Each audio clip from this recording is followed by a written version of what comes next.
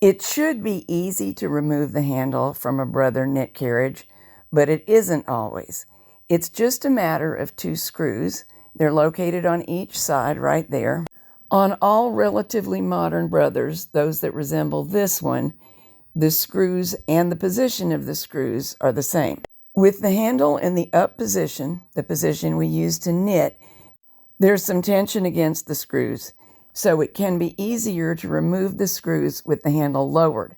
Jack is going to work with the handle up, which makes it harder on him while he's demonstrating and explaining, because you can see the screws better with the handle in the up position.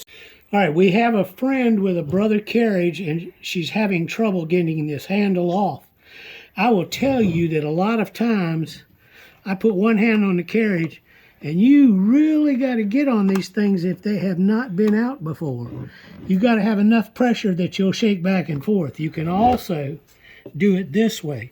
Put it in your lap and brace it where you can really get up that first twist. It's tough. It is, especially if it's never been off before. Now, I'm cheating. I know I've taken this one apart before.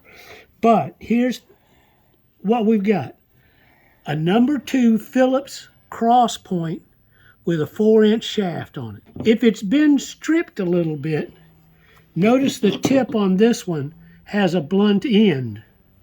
All right, you go down to the number 1 Phillips, and it's a pointier end, which will let it sink down into the screw a little bit better, and it takes more pressure. But if it's stripped a little bit, then that's what you do. And quite a lot of them are stripped a little. Yeah.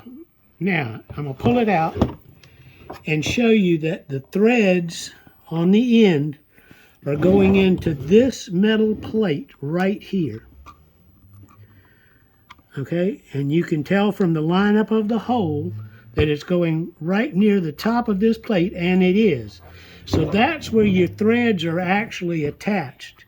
Now, we have a product that I've used for 1,000 years, and it's called Kroil, K-R-O-I-L, made by Cano Laboratories in Nashville, Tennessee. This stuff is the best thing in the world for getting in and loosening threads that are stuck just because they've been there forever.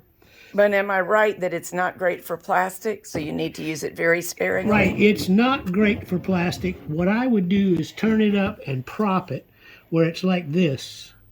Then take this Kroil and put a drop on either side of that metal post right there.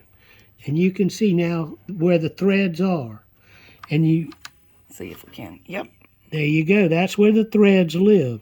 So you know about where you want to put those 2 little drops. Now this one's still attached. So you would put your dropper here, then you would put your dropper there, and just literally 1 drop. You notice this is a can with a little squeeze tip on it. 1 drop is all you need. And anything that's on the plastic is doing 0 good, so wipe it off? Right, yes. If it gets on the plastic, just take your rag, because this is an oil that literally creeps. When it touches metal, it follows the metal. So it may not do anything the first 5 minutes, right? I normally say give it 24 hours. My experience working on big trucks for international, the old style wheel used to have a center nut, and then the outside wheel was held on with a nut on top of that. And when they stick together, you can't get either wheel off.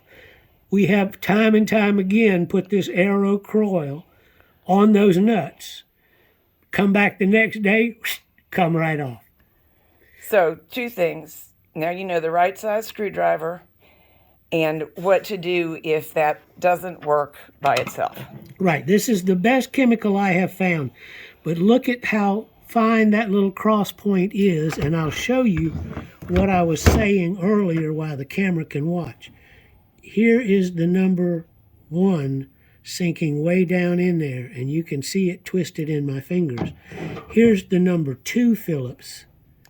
And if the hips, it doesn't always drop in properly. Right. If the hips of the screw are not damaged, just the outside edge is all you need. But if there's damage to that surface right there, and it started to round out a little bit, this number 1 Phillips sinks down in farther. Now, a question was asked, what do you do to repair this if it is stripped out? I put it in a vise. I take a hacksaw and I cut right across 2 sides of that cross. And I just cut down in, maybe a 1/16 of an inch, so you can use a small flat tip screwdriver the next time you need to take it out.